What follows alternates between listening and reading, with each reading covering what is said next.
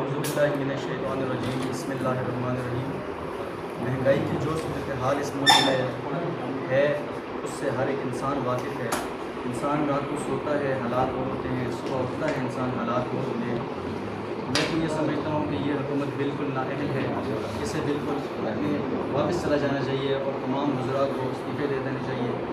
کوئی بھی اس قابل نہیں ہے کہ وہ اس ملک کے حالات کو دیکھ سکے یا اس کو سمجھ سکے یا اس کو چلا سکے۔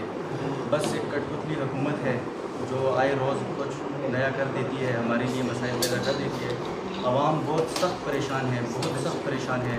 عوام کو سمجھ نہیں آ رہی کہ کیا کرے۔ 500 دیہڑی کمانے والا شخص وہ کس طرح گزارا کرے گا اس ملک میں جہاں پہ 140 روپے پیٹرول لیٹر ہو اور جہاں پہ چینی کی قیمت 100 سے زیادہ ہو، سبزیاں اتنی مہنگی ہیں۔ عوام کیا کرے، غریب عوام ہے۔ بس میں شعر سے اپنی بات کا اختتام کرنا چاہوں گا۔ کیوں ہم کو سناتے ہو جہنم کے فسانے، کیوں ہم کو سناتے ہو جہنم کے فسانے، اس ملک میں جینے کی سزا کم تو نہیں ہے۔